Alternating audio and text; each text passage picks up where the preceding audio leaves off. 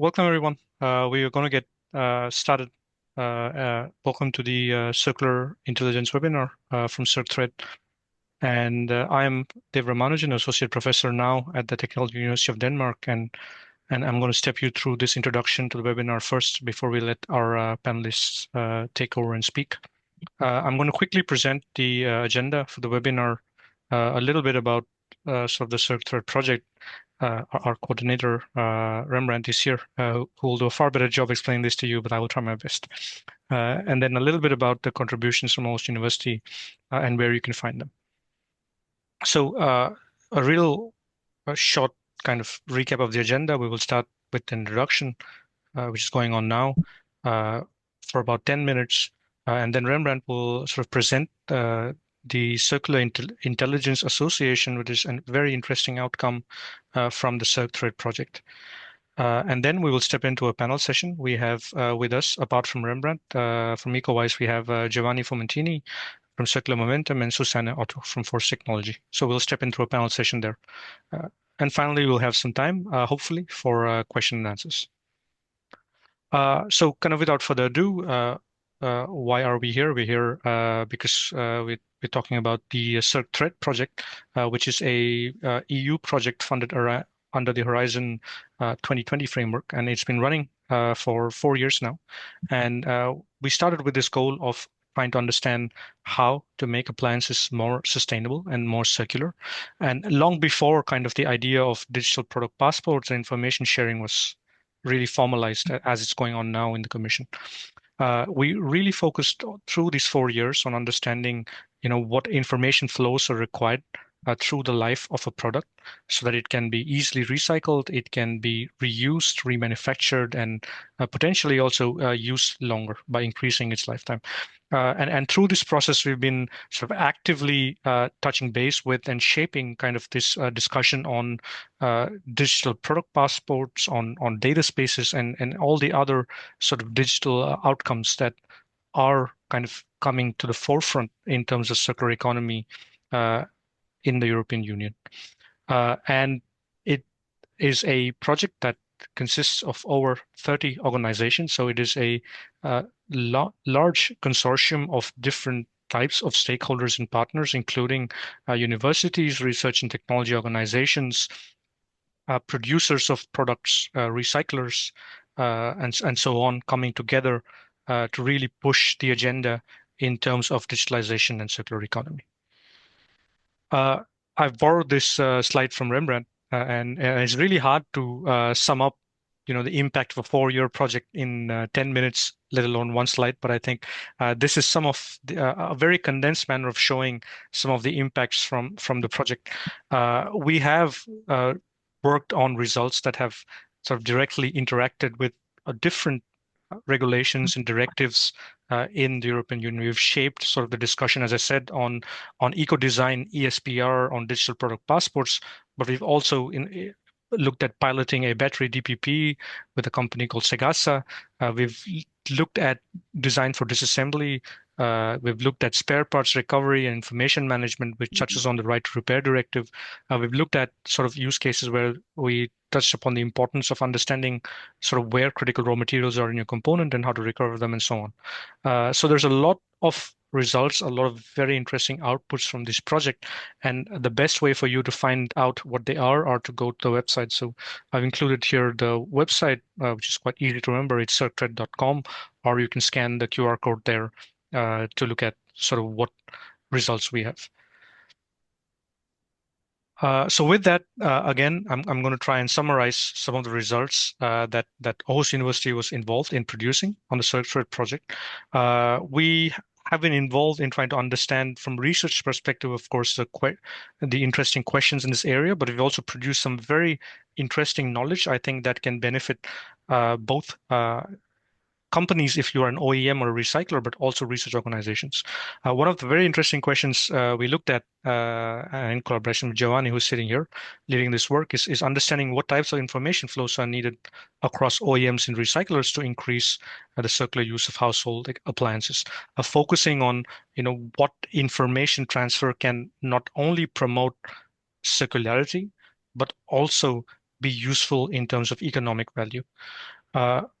We also addressed one of which I consider one of the fundamental problems in circularity is designing products for disassembly, particularly if you want to move away from lower value recovery strategies like recycling towards higher value recovery strategies like remanufacturing or reuse. You really have to understand how do you do design for disassembly. And often the challenge is that when products are designed for disassembly, they are not disassembled with circularity in mind, or the condition that the product ends up in after its use phase 30 years from now, right? The product after 30 years of use is not going to look the same as it was sent out into the market. So we at Aarhus University led this effort on, in fact, I would say pioneering a new area of research and develop a concrete methodology called Design for Circular Disassembly, which I'm sure Giovanni will also speak to in the panel session. And this has been not just proposed as something theoretical, but something quite concrete with necessary tools, and they have been validated in case studies with real appliances from the real world in Denmark, understanding how to do design for circular disassembly. Based on this, we've also developed circular design recommendation services where these are tools for companies to understand how to select alternative designs, how to select alternative fasteners for their products to improve design for disassembly and improve product circularity. The best way, again, to understand the results from Aarhus University, but also through the project, is on the CircThread website, where we have a dedicated page discussing publications and results. Also quite interesting is the policy briefs that have been developed for CircThread. I highly encourage you to also read not just the articles and deliverables, but also the policy briefs, which set an agenda for the European Commission in terms of what is needed to improve information sharing and circular economy for appliances. You can also look at some of the results that we've published on various scientific sources. You can look for that either through the CircThread webpage, or you can look for that sort of searching for some of the authors involved on it, or the CircThread project itself, which is acknowledged on all these publications. So that was a very short summary. Again, if you have any questions or interest in learning more about these outcomes, please feel free to reach out to us directly, or please look at the CircThread website.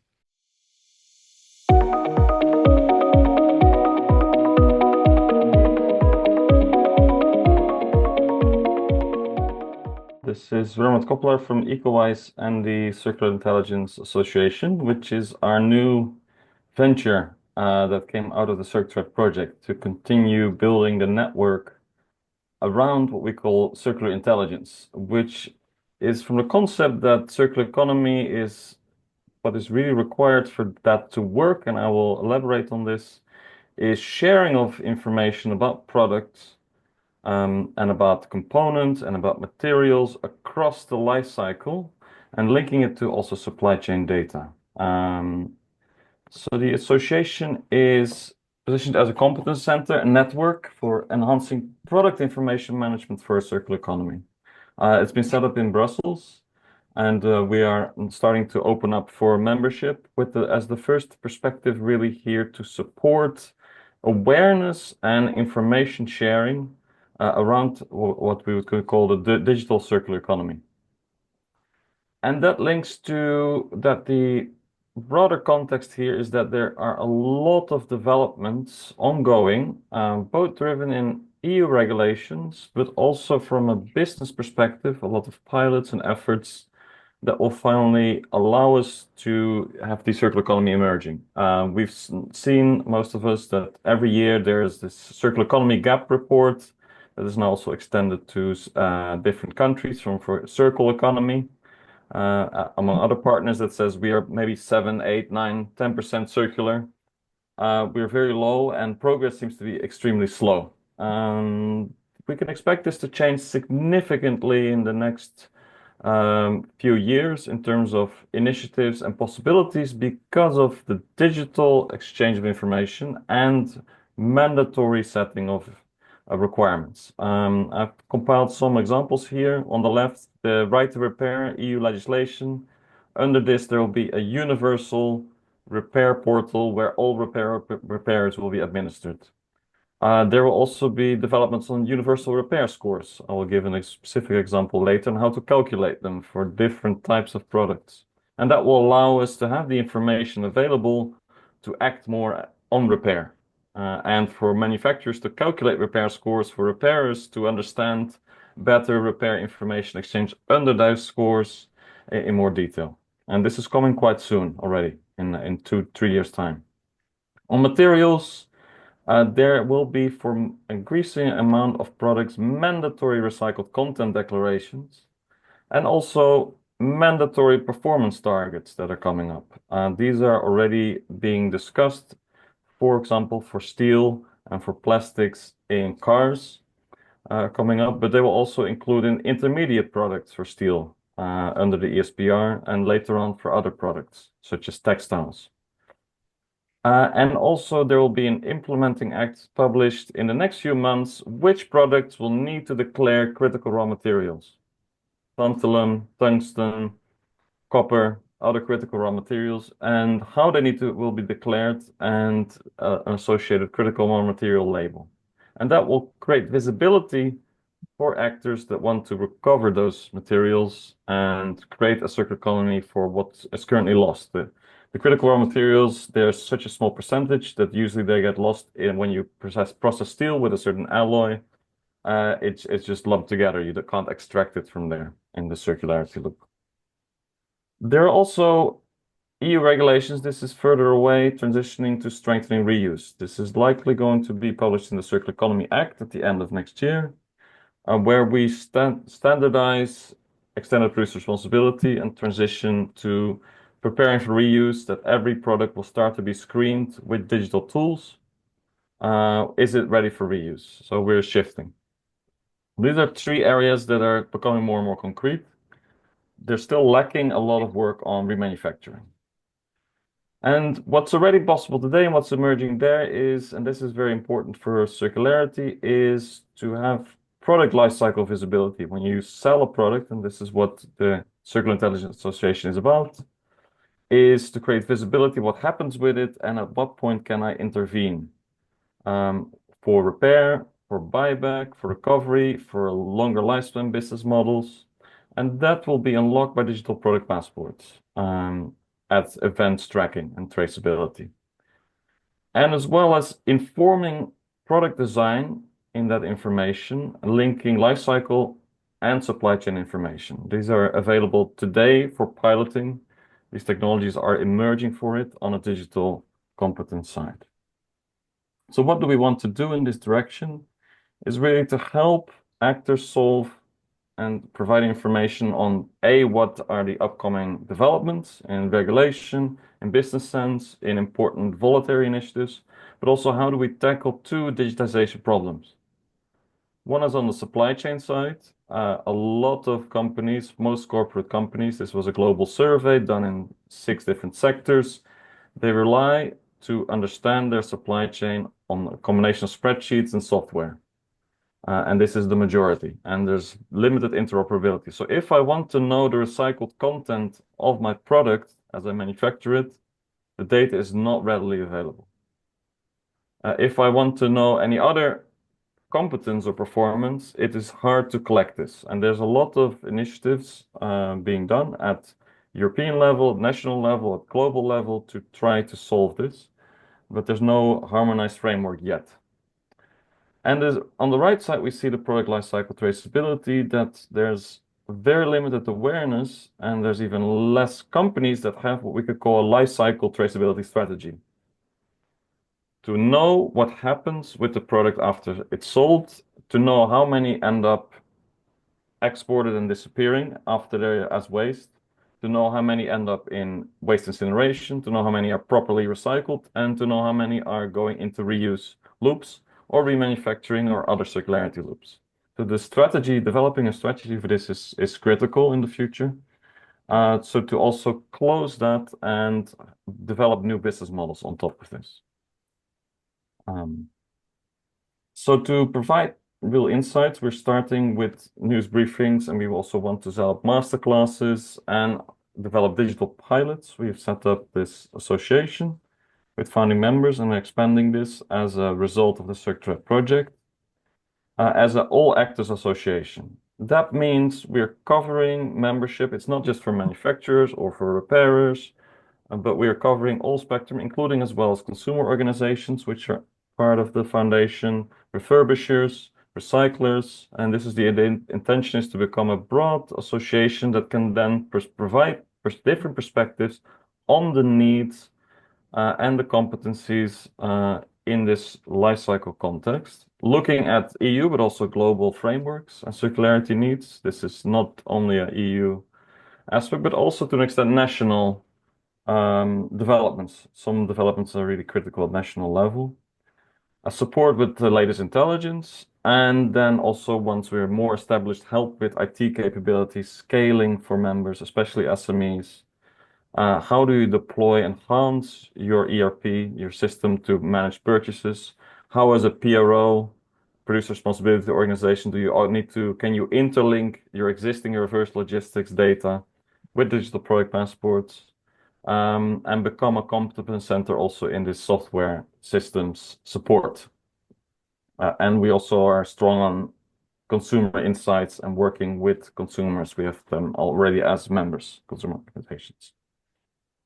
Part of this is also to look at standards and really how do we help with verifying and certifying data. This will become very important. In the future, we're moving towards a world where you no longer will self-certify.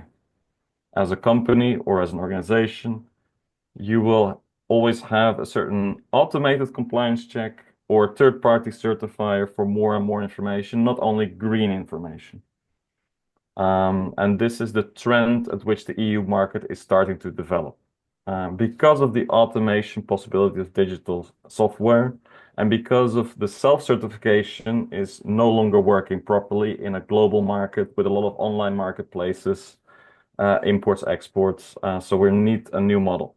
So this is also where we see the association to support with, to have an understanding of how do you verify and certify product information, who do you need to go to, and to build a membership network with verifiers and certifiers also on board. Intelligence examples. So what type of intelligence are we planning to provide? This is from this week. China is developing its own digital product passport system. We've developed a briefing. This is governed under a Chinese institute, was published 2 weeks ago in Chinese.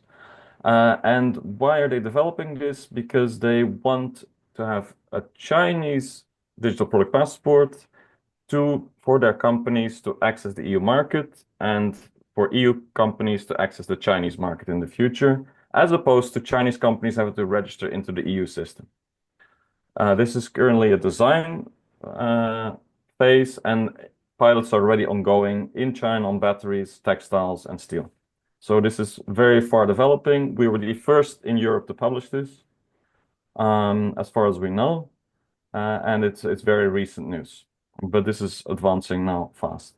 Another intelligent example is to understand what is the latest development at the EU level on product information, which relates to digital product passports, where the EU is planning to set up in June 2026 the DPP registry that will allow first voluntary registration of products with their identifiers to test it for companies that are at the frontier.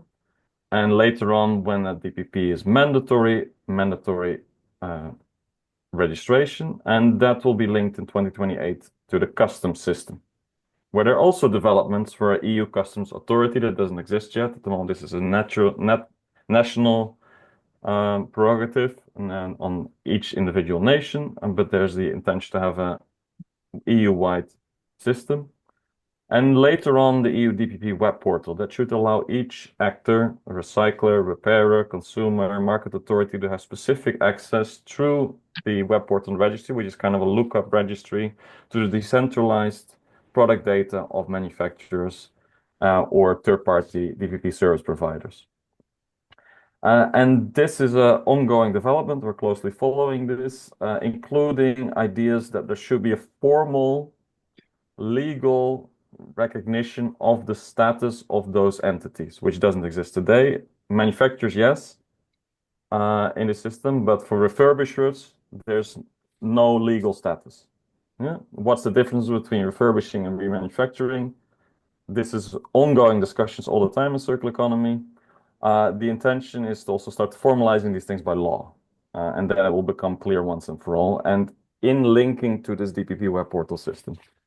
So there are discussions around this. I'm giving this as a very specific example of how it links to circular economy. So that particular actors will have access to particular information that they need to unlock their circular economy strategy. And the importance part of it is some of it's voluntary, but some of it will be also mandatory access. And this is why this system will change the way that we can implement circular economy delivery as companies, as recyclers, as collectors, and so on. Another example, we've been talking for years about repairability scores. How do you calculate it? Well, the first proposal for the mandated repairability score for tumble dryers is in preparation. This is from the Public Legislative Initiative for tumble dryers under the Eco Design Regulation, which will include, on the right, you see the energy label, which will include a repairability icon and an A to E score. And that score is an index, and the score is based on disassembly depth. So how many steps does it take to get to a specific component? What fasteners are used, and they'll be ranked. What tools are used, and they'll be ranked. And what repair information is available. And based on thus the ease of getting to certain sets of components in the tumble dryer, your score will be better. And not using proprietary tools or very difficult to disentangle fasteners. And this is at component level because there are 9 components on the left that are specifically need to be calculated for each tumble dryer if you want to place it on the market. This will be finalized this year, and then it will come into force in 2027. So that is the intention. So when you buy a tumble dryer from 2027, it will include a standardized repair score calculation across the whole EU market. And this is also the model that we will see expanding to other products. First of all, washing machines, dishwashers, and other appliances, but also likely laptops, furniture, and other products that will need this assembly under the eco design regulation. So we can expect these type of things to expand, and already companies can start preparing for it and also implementing things on a voluntary basis if they see it as part of their circular economy strategy. So forward looking, we're also looking at providing more platform as a service. So we've developed in the CircThread project a platform called now the Circular Intelligence Platform, and this is a meta platform for exchanging information. And this is one of the challenges that we see in the circular economy. Okay, I'm a recycler, or I'm an independent repairer, or I'm an official repairer. I collect a lot of data, but who do I want to exchange it to for what benefit? And this is a challenge. If I continue with the repair example, many manufacturers will have repair information that is for their repairs only, or error codes on electronic and electrical products that are not public. Independent repairs will have a lot of information about repairs outside of warranty that is not public. So there is information that's relevant for both parties to enhance the repairability of their products. Similarly, collectors have a lot of information, in principle could have, about how many products of particular brands end up as particular types of waste. This is currently not digitized and collected per brand and fed back to the brands themselves. And so there's a need for information exchange that is driven as a neutral platform. And this is where we've looked at in the CircThread project at developing these kind of ecosystems of sharing information, building an IT platform, that type of data space platform on top of it, that can link to individual digital product passports or other services and tools. And we want to take this forward also in the Circular Intelligence Association for piloting and experimenting and providing this partially also as an open source platform. So it's to boost these kind of ecosystems to emerge. And that can lead to certain pilot examples. I come here with an example. In the future, we can expect electric motors to have digital product passports on the left. They take supply chain data, say on recycled content of the motor, and that can be linked with a washing machine or any kind of product with an electric motor that has also its digital product passport for traceability. The events are logged at the washing machine level, can be linked to the motor. In it, motor failure events when there's repair and maintenance, that can then be retrieved back, and surveys can be added when a repair comes or a maintenance, or at the point of collection, a screening is done. And that can be aggregated and fed back into the manufacturer's information to know, did recycled content in the motor have a significant impact on the lifespan of that product or not? And this is what we mean with linking supply chain with product lifecycle data, is the quality of the components in the products can in the future be evaluated based on the performance during the life cycle and influencing thus the design and closing the loop, as well as the quality at which the components are put into the product for disassembly, recovery, repair information. And that is closing of the loop. And we hope with the Circular Intelligence Association that we can also work on piloting further and advancing these kind of advanced cases and showcasing them and the possibilities to lower the cost, especially to implement it, because there's quite a lot of barriers to implement these more advanced IT systems with a lot of parties interacting. This is an overview of the presentation. We are now open to starting allocating for membership. So if you're interested in this, you can go to circularintel.org. There's an application form there, and we'll be in touch with you. And we're very happy to be in touch. And if you want to see more about digital product passports, you can go also to our website, ecowise.co.uk, which has a lot of information about that coming from the CircThread project. Thank you.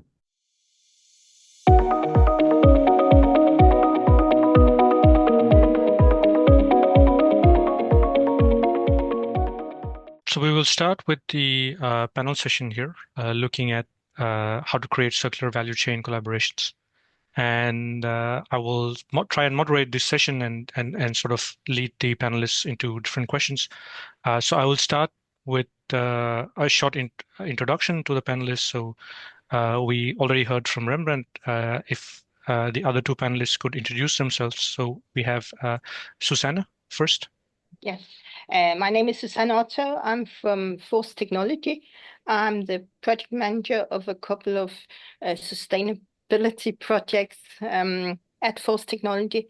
First and foremost, a project granted by the Ministry of Higher Education and Science called Circular Products from Design to Remanufacturing. But I'm also working as a technical lead on an Industriens project called Circular Products, Eco-Design and Digital Product Passport, and a couple of other projects. So whatever you're talking about fits very well with my daily life. Thank you, Susanne. And then we have Giovanni. Yes, hello everyone. I hope the connection will not break. I'm Giovanni Formentini. I'm the founder, let's say, and CEO of this company called Circular Momentum that, as also Dev mentioned at the beginning, I like to think as a spin-off of an official spin-off of CircThread.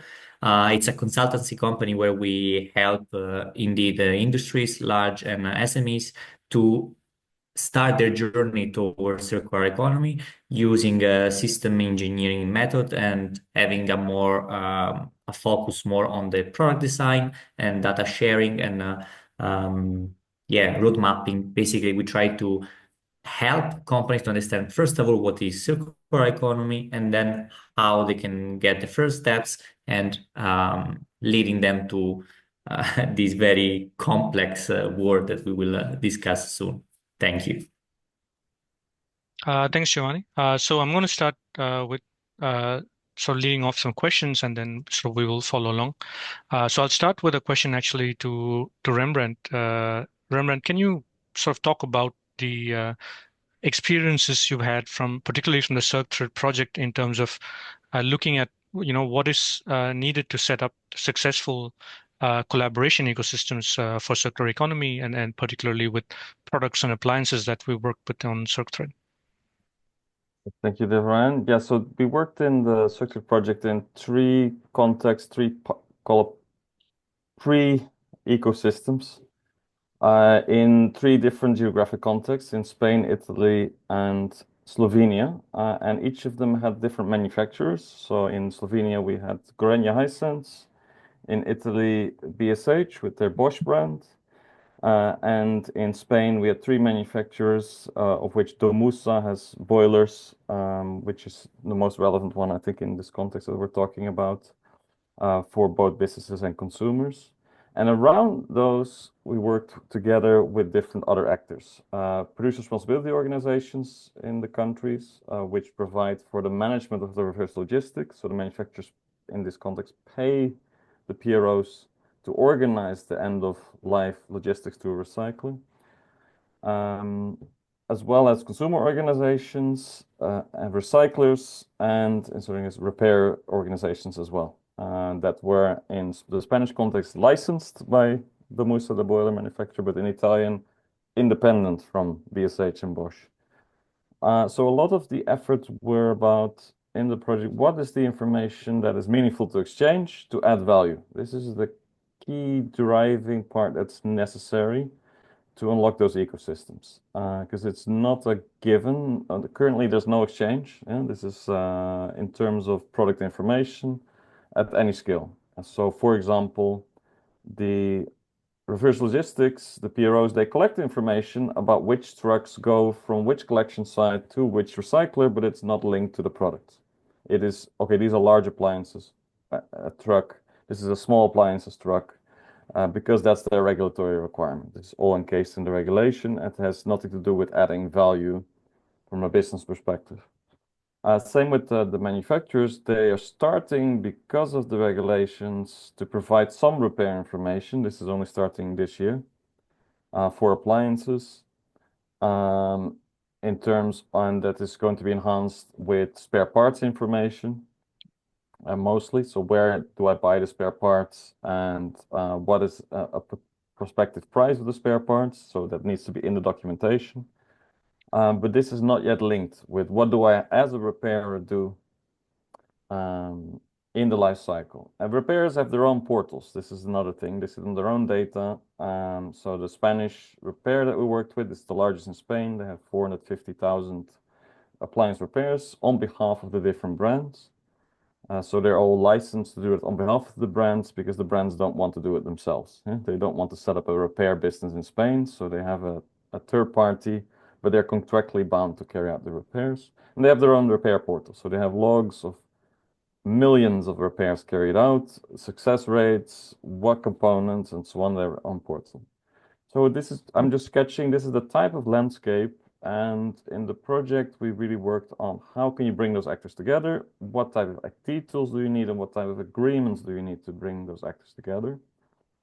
And the experience has been really that the successful ecosystem, to set this up, you need a neutral platform. Yeah. You need interoperability, and you need a value-added business case. And if you don't have any of those three, it's going to be very hard to set up successful ecosystem, whether it's repair or refurbishment or remanufacturing and so on. Thanks, Rembrandt. Just a short follow-up on that as well. Could you also comment on whether these were platforms existing before CircThread was formed, and we started out enhancing them, or is this some ecosystems where they started resulting from the fact that the project got started? A lot of the IT exists, but it's not interoperable. So the reverse logistics companies, so we worked with one of them, they set up an API so that we could extract the data from them as a test case, and in the future potentially link it to the individual product level. with using digital product passports, so that when a batch is collected of, say, large appliances, you know which brands are in that batch before they get shipped to recycling. So a lot of the existing IT systems need to be augmented to get this traceability in a meaningful way for the actors and unlock value added. Same with the repair. The repair portals that already exist, they need to have an application interface to push the repair information to the digital product passport so a consumer can see it, and that it can also then be extracted by the manufacturer, regardless of whether it's a contracted repair or an independent repair, and those things can also have agreements. So this is where you have data sharing agreements that are needed. So Thanks, a lot Rembrandt. of maybe the circular value chain is really also about understanding what is the existing IT landscape. Yeah. And uncovering that data is also already a challenge. It's not a trivial part because a lot of organizations, especially the other organizations, are secretive. Manufacturers are much less secretive about what IT systems they use than PROs, repair organizations, and so on. In general, I think we can conclude from the project. Yeah, thanks, Rembrandt. Very, very interesting points. Susanne, so you are at FORCE, which is a research and technology organization, or a GTS in Denmark. And can you talk a little bit about this perspective as well, maybe more towards the Danish context on how ecosystems are being set up, how FORCE is helping with that, and so on? Yes. Generally, our customers are the ones designing and producing products, and mainly professional products, business to business. But in the circular context, of course, we have to look into the supply chain, and in order to really get the data for the digital product passport, which will eventually come. And we also set up, supply chains when we do projects, as for instance in the Industriens project I mentioned. It's very recent. We were only granted it in April or something like that. But we work in supply chains, and we are setting them up by actually performing workshops and identifying relevant actors in the supply chain and try to get them to work together. And that's why, of course, a neutral platform, as Rembrandt said, can be vital. We also look at ecosystems when we apply for other projects. Then they become quite useful, and then it's very much about identifying who out there and how to match them with people who actually want to do something in the context of the potential project or what have you. Yeah, thank you, Susanne. And you touched upon this kind of interesting point of value chain collaboration and information sharing between partners, possibly using a neutral platform. So I want to go to Giovanni, who I think you've looked at this quite deeply in CircThread, but also afterwards in Circular Momentum. So can you talk a little bit about, what pain points or what sort of opportunities do you see in information sharing, particularly between manufacturers, as Rembrandt was saying, who maybe are not so secretive, and recyclers perhaps who are a little bit more guarding the data that they want to share. So how do you work with that in setting up circular ecosystems? Yes, that's actually a really good question, as all of you know, since you're here. But as Rembrandt said, the main issue that I see also with circular momentum when I speak with companies, trying to understand and trying to find a win-win model for both recyclers and OEM. So the main idea is that, as Rembrandt mentioned, no one is going to give anything away if they don't get anything back, let's say. And for instance, what is lacking, and again, this is my humble point of view, there is this understanding that the information is power, and they don't want to give it, but they don't see outside of their information. I can make an example. Usually what can happen if OEMs are willing to share information with recyclers is that they can, for instance, implement circular economy practices without the need of investing in disassembly facilities. Because, for instance, the OEM can provide them the information about what element is important, what they would like to get back. And instead of investing in their own facility to disassemble the product, they can allow the recycler to do that. And this is, of course, a win-win model, because the recycler will have another revenue stream and can create a partnership with specific core companies, while on the other side, the OEM does not need to invest in disassembly and manpower, facilities, and stuff like that. And of course, this help them also to, let's say, ease the pain of establishing a take-back scheme that, as all of you know, and also Susanne is working on that, it's quite demanding from a logistic point of view, coordination, and so on. An interesting case to wrap up. I've been recently in contact with a company in South America that actually they are testing this business model in which they are a recycler and they have a partnership with specific product manufacturer. They recollect only those products, and the deal is we collect only your products, we treat them, we remanufacture them, and then we give them we give the product back to you. And of course, it's a win-win because the recycler has a single contract, let's say, with that specific manufacturer, and the manufacturer get the product that has this exactly same quality as the original one. So, things are happening, but you need people, I would say, that are willing to listen, let's say so. Very interesting. Let me also follow up on that a little bit. Do you see then there are barriers maybe in terms of knowledge or maturity of these companies to better work and better collaborate in this, or is it more that the problem is more on the incentive side and the knowledge exists to a large extent? So where do you see that maybe in Denmark in particular, but also more broadly? I think the knowledge, as Rembrandt mentioned, the knowledge is inside the company, but what is lacking from my point of view is the understanding of how you can benefit with that knowledge. So the ability to see outside of the typical linear model. And this is, for instance, this comes down to the fact that we're going to touch on this later, but education in circular economy is still lacking a lot. So when you speak about circular economy to companies and manager, CEO, whatever, they don't really understand what's the case. So when you try to tell them, look, you have a lot of information inside your company, you can actually create new revenue stream. It's really good if you start sharing. They're like, no, we don't want to share. I mean, what do we get back? Those are our data.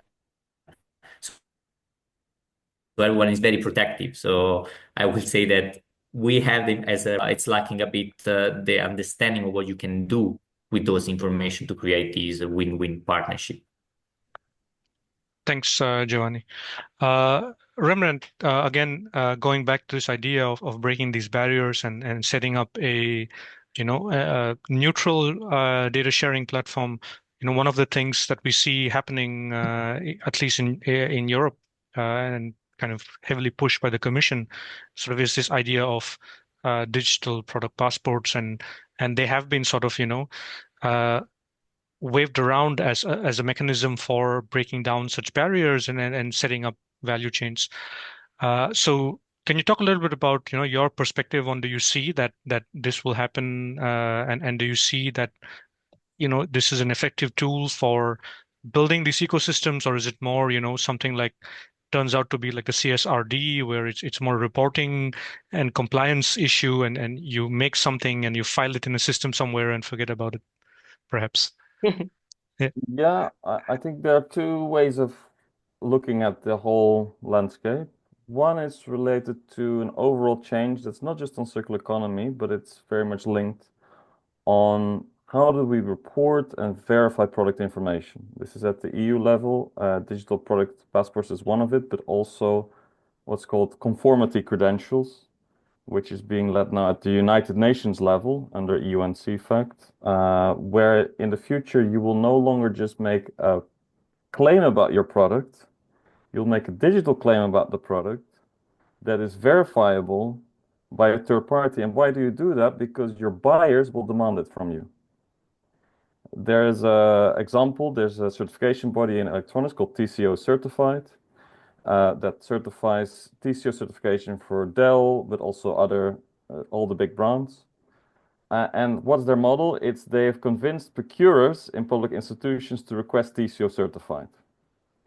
So that's their model, so that those procurers then go to Dell and say, we'll buy from you, but you have to have TCO certified verification. At the moment, that's not digitized yet, but these systems will become more digital and certified, and they'll become more universal.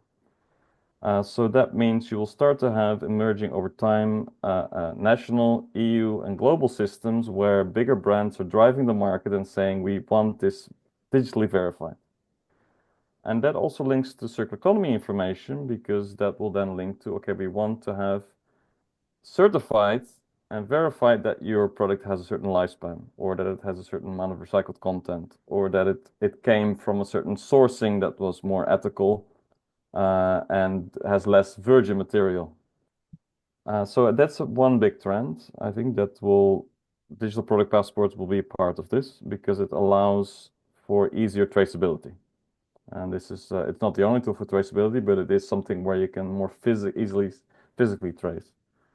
The second one is really on the regulatory side. That is, I think the compliance is one part of it, but compliance leads to new potential for businesses that can capture the information, the value added.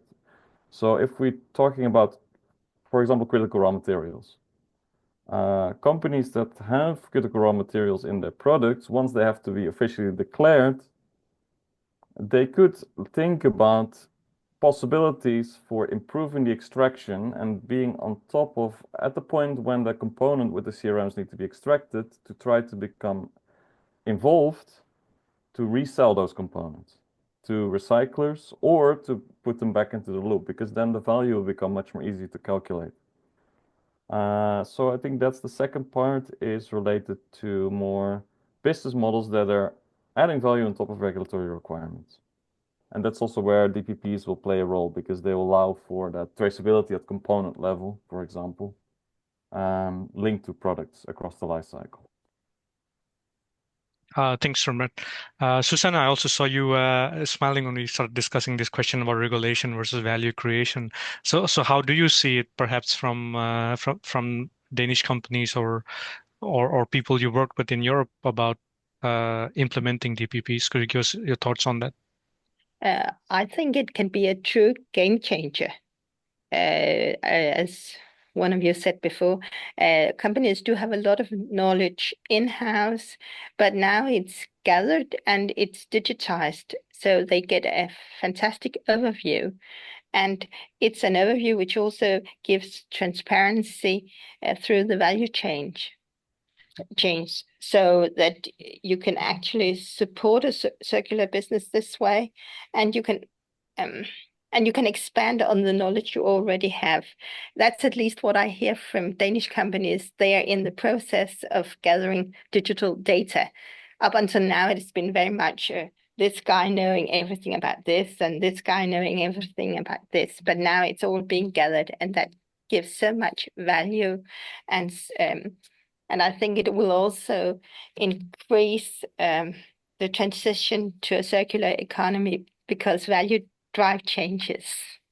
So that, I think that's another important thing, apart from, as Rembrandt said, regulatory requirements. They do drive quite a lot of change, but it could also be something which the company really benefited from, and also which drove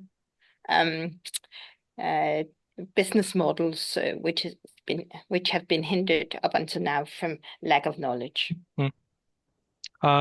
Great. I also want to follow up on this point. So as Force, kind of, where do you see sort of your particular role in this ecosystem? Is it mainly on providing knowledge? Are you working on building some tools for companies to solve this issue, or how do you see, placing yourselves in the next few years when DPP is going to grow and grow, hopefully, in terms of requirements from the Commission? We do quite a lot of work within standardization and actually performing life cycle assessments and similar analysis. So we think of ourselves as a company providing data for our customers, the people producing products, but we also see ourselves in sort of a bit further future as a third-party verifiers of digital data platforms for the digital passport, product passport. Because that will always be the case when you're having a digital platform. You might not, you need methods to assess its quality and its ability to handle data, and perhaps also handle data in a more sustainable way. That's sort of an extra one, which I didn't prepare, but data handling and server power consumption are critical parameters as well. I think you raise a very interesting point. This is of course also considering the impacts of building the ecosystem itself. So I want to follow up now with Rembrandt. I think this is a nice lead-in for you, Rembrandt, and you're working both, with the Circular Intelligence Association and also with EcoWise, building some tools in this regard. Can you talk a little bit again about sort of how you see the roles of both these organizations play out, particularly with supporting DPP creation or management? Yeah, I think going back to there's a need for a trusted party that is more of a neutral party to also provide for overarching circular economy information sharing. Especially for particular sectors. So this is what we see. So if you have the example in the car industry, they've set up in Germany a Container X Association, automotive industry, for data sharing as a neutral platform. And we also see this in the tire industry. There's what they call the Global Data Sharing Organization, or it could be called the Global Tire Data Sharing Organization, which is a non-profit set up by 5 or 6 different large tire companies. To allow for standardizing product information and sharing it. And this also links a lot to information about retreading, so directly linked to be able to extend the lifespan of tires, so that retreaders can access the information and it's standardized regardless of which tire they receive. This is quite important. And that is a lot of negotiations there to find out which information is sensitive and which isn't, to get to a common data format. So this is where we see the role is and the future evolving, is that there will be a lot of smaller context-specific sharing platforms set up that are not by one vendor. It's not going to be a big IT company that is going to set all of them up, but they'll be new. So this is where we see also the association evolving, either to support setting those, likely more in a meta roles, supporting setting up such sharing ecosystems, than doing it themselves. And as a company, we're working both on digital product passports. So we're relaunching our solution following the CircThread project with the end conclusions and continuing to advance in it. And this really links to what we call now in our solution TraceWise. So it's traceability across the life cycle. And ImpactWise, which is what we're developing, is ingesting and managing supply chain information to link to it, as well as the trust and certification. So this is a third pillar, we call it TrustWise. And that links to the need where you have, in many cases, you need to share data on a need-to-know basis. And you need to have the IT tools to also do that in a trusted way. And this is where you will see linked IT systems. And you will see, for example, that you'll get providers specifically of these type of services. And that's called, for example, new wording for many companies, selective disclosure. And there are IT technologies for this, where you provide an information package on an API in the application interface, and the party that receives it can only even know that something is in there, the metadata, if they have already received the key to access that. It's like you send a letter, and you receive it in your letterbox, but only if you already know that you received the letter, will you be able to access that there's recycled content data in there.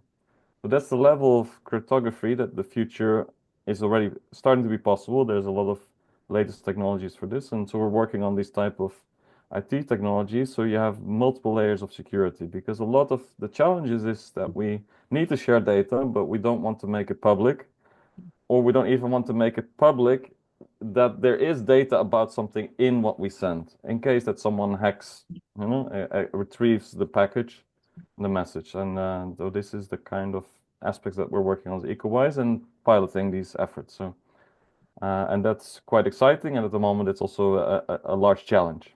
Yeah. To unlock the value. And yeah, we're talking to more and more different sectors and trying to understand what's going on. And there's differences of scale and thinking. Yeah, in some sectors, they're really in automotive and tires, they're thinking pan-European, something even global. And some parts are also, we have regional data sharing ecosystems. And that's where we see things developing. Or we provide a lot of data publicly. We have our digital product passport, we have our product information, and we're opening up a lot more information. Anyone can use it. So I think we'll see a lot of initiatives and rapidly developing, and also evolving. Oh, that's I mean, I agree. is what I can say. So I sort of want to start wrapping up this panel session, and I want to I want to close it with the thought that sort of got us into the CircThread project in the first place so many years ago, is talking about the importance of product design in this process, right? Often we talk about the information contained in designs, the need for sharing information, but I think as both of you have pointed out, Rembrandt and Susanne, there's clearly an interesting opportunity for changing designs themselves to benefit from this information sharing. So I want to go to Giovanni sort of with that question again, with your expertise there, looking at design for disassembly and sort of all the different kind of consultancy services that Circular Momentum is positioning. Sort of how do you view sort of this transition and the knowledge and tools that are required that perhaps you're working on now or shortly in the future to provide solutions for design? Yes, that's that's a really good point, and as you mentioned at the beginning of the webinar, let's say design is actually well known, is the cornerstone of circular economy, because at the end of the day, circular economy, if we want to go back to the meaning of circular economy, it means to use and reuse components and materials as long as possible. The only way in which you can do that if you find a way to collect and harvest this element and component in a easy, fast way, and also economically, beneficial for everyone that is collecting these components. And indeed, that's the reason why we developed design for circular disassembly within CircThread or with all of you, and also we push it a bit further with Circular Momentum, which is basically with this methodology, we help companies to assess and understand what are the critical points, let's say, in their design, not only from a disassembly point of view, but also we are looking at the end of life of the product, because the main difference is that when we look at the reparability of the product, we just focus on a perfect condition of the product. But when we speak about circular economy, we need to consider that the product is usually collected at the end of life, where there might be some problems or some failures.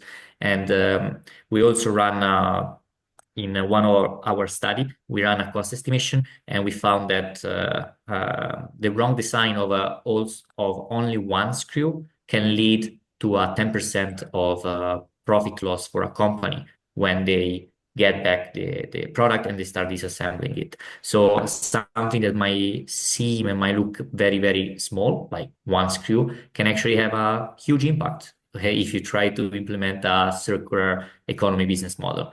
And as you mentioned, everything comes down to the design. You can have a great data tracing, you can have a great digital product passport, you can have a great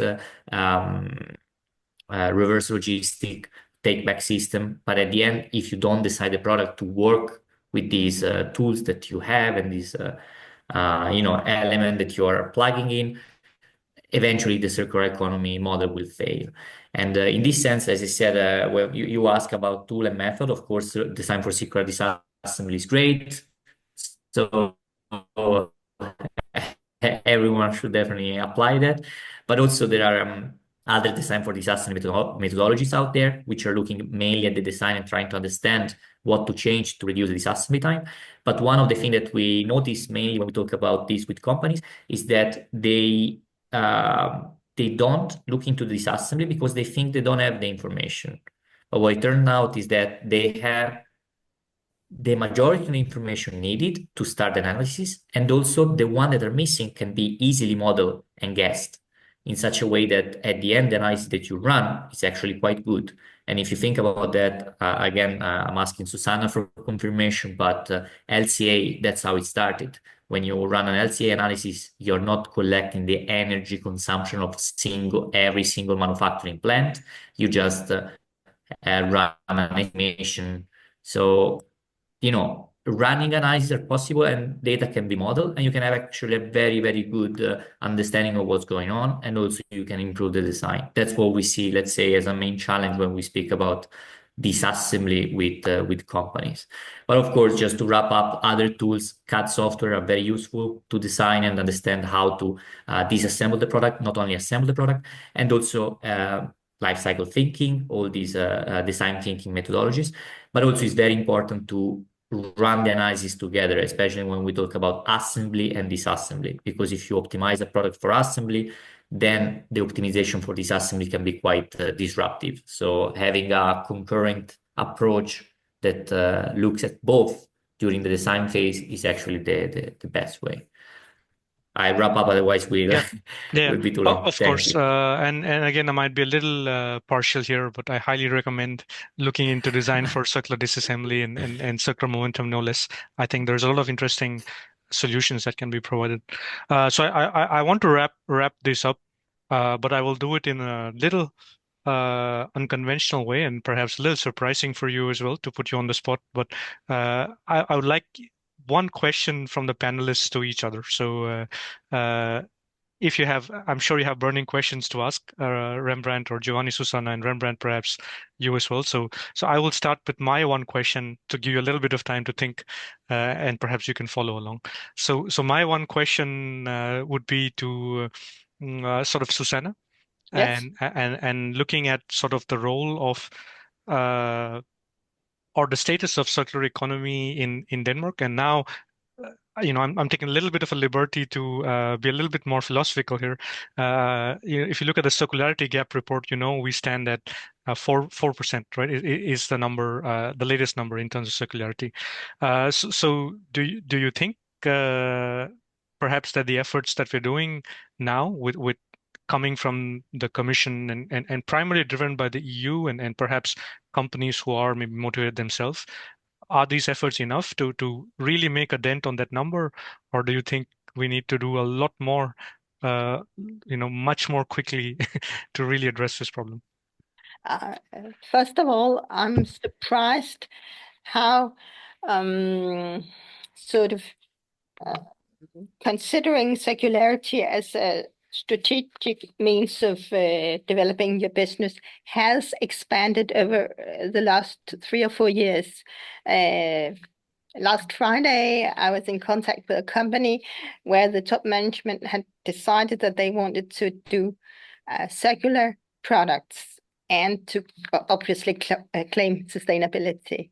And now they needed the methods or the tools how to do this. They knew some of them, but they also needed help. So that's, and the companies I'm in contact with, they might not be completely representative. But on the other hand, I think a lot of things needs being done. And the best thing is to lead by example, in my opinion. So if we're able to find good examples of companies who can be circular and at the same time getting competitive advantages and making a over average revenue, I think that would be the ideal thing, because there are still some lagging behind companies who think, oh, now we also have to consider circularity. Does it never end or anything like that? Rather than understanding that as long as the rest of the world are not there, they can benefit heavily in terms of business that way. Great. That was a long, very fluffy answer, but still. But a very fair answer indeed. So then I will turn to Rembrandt. Perhaps Rembrandt, do you have a question you'd like to ask someone in the panel?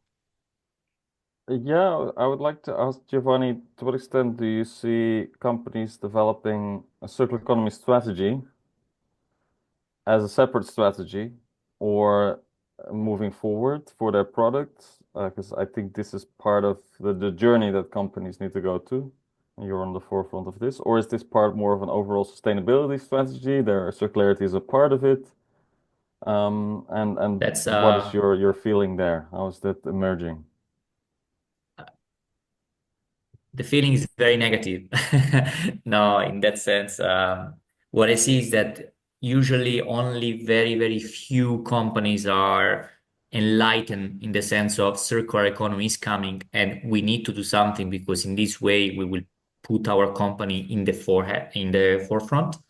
Actually, recently I spoke with a CEO of a Spanish company, very enlightened. Like the conversation was very easy. Basically, the CEO said, I know it's coming. I know it's going to cost money, but if we make it in 10 years, we're going to take all the market. So, you have only few examples of this. The thing that I notice is that we have, and that's something I'm fighting for, I think the narrative has been very wrong up until now because we are saying that sustainability is nice for the environment. We all need to be sustainable. And sometimes it comes down a bit naive for, corporate and the manager and CEO, while I think the narrative should be more optimism one. Okay, can you hear me? Yeah. Digital product passports, better than anyone, is a data tool. So you're collecting data that otherwise you will never be able to connect. And by using those data, you can optimize your company. And optimizing your company, you can create new revenue stream, new business models, and grow your company in a sustainable way. But I think the narrative should be changed in grow sustainable revenues rather than we need to, be sustainable because otherwise we're all gonna die. A bit less naive and more practical and tangible. In this sense, for instance, and then I'll finish. I'm advocating a lot for circular economy as a risk assessment tool. As you know, critical raw material is very important. We see that right now we are in a chaos from a worldwide, from a war and how you call it in English, the thing that Trump put. I'm missing the chain of many companies are. Yeah. Yes, thank you. Tariffs, and this is just these are risks for a company, and you need to somehow manage those risks. And a way to manage those risks is actually understanding how you can recollect your own product and you reuse them. So basically applying circular economy. So I think by changing the narrative, we can actually push more manager and leaders in industry to think about circular economy in a more tangible way. Thank you, Giovanni. Susanne, do you have a question for someone in the panel? Yes, I think it's for Rembrandt. And what's next to be done, in your opinion? What's the most important next step? I think there are two needs. One is for everyone. There's a lot of needs to connect the dots. Yeah. On ongoing developments, what struggles are of companies, challenges and barriers, and how to overcome them. And it's very challenging. Yeah. Because that's where the value added is. So if we're talking about, for example, how do you help?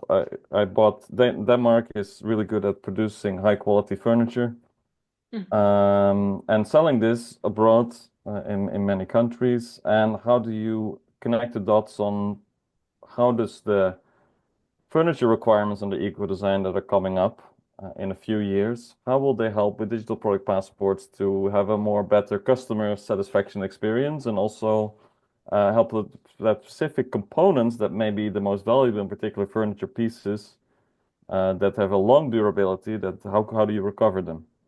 So it's like connecting the dots on what the current practices are for companies, what the regulation, the possibilities will provide for traceability, and what does that then mean for durable components. And this is also like necessary because it takes 3, 4, 5 years for a factory to retool something and to upgrade a component so that it may last 20 years longer and that they can easily retrieve it at the life cycle, or 50 years longer. And there are a lot of companies that have those internal assessments, how long could we make this last, but they don't have a business model to act on it yet. So this is where I believe that connecting the dots of what's possible. Thank you, Rembrandt. So sorry for stopping you there, but I will give Giovanni a chance to ask his question so that we are on time. Yes, I have a question for Devarajan.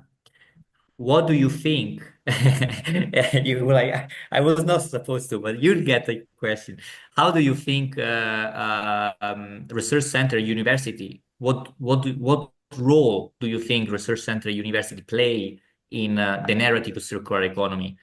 And what do you think they should do more or should do less, maybe, in order to make circular economy more practical and tangible for Europe, Denmark, and globally, let's say? Again, a very nice question, and not an easy question to answer necessarily, but I will sort of try my best to give some perspectives here quickly. Usually when I see the work done in, let's say, the research ecosystem, right, I largely see it kind of being divided into two kind of roughly, right, two areas. One is more on the theoretical side, where the knowledge is passed around internally in the community, and people are debating about the right definitions of circular economy. How do we look at it from a systems level? How do we quantify it, and so on? So very much needed, but theoretical work. And then I see a lot of people working sort of very applied, right? The questions are coming from the companies.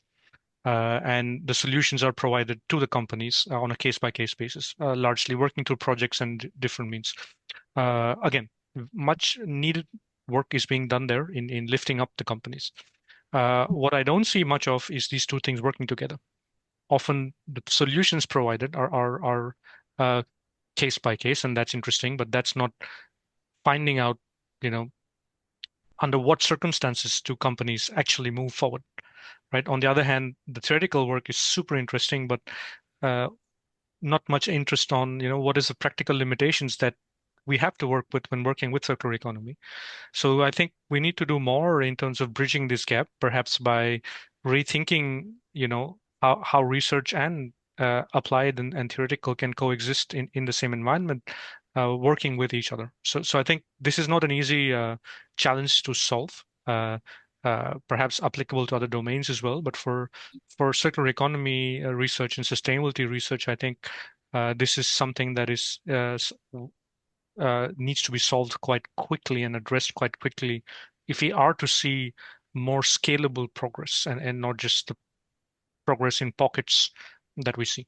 So that would be my not so short answer on this. Okay, but with that, I will like to thank all of you for taking the time out, and thank you so much. And it was really interesting to hear your perspectives and your thoughts, and I encourage everyone to reach out directly to our panelists if you're interested in knowing more about what they're doing, or please visit the CircThread website for more information. So thank you again. Have a good rest of the day, and we'll stay in touch. Thank you. Thank you. Yeah. Thank you.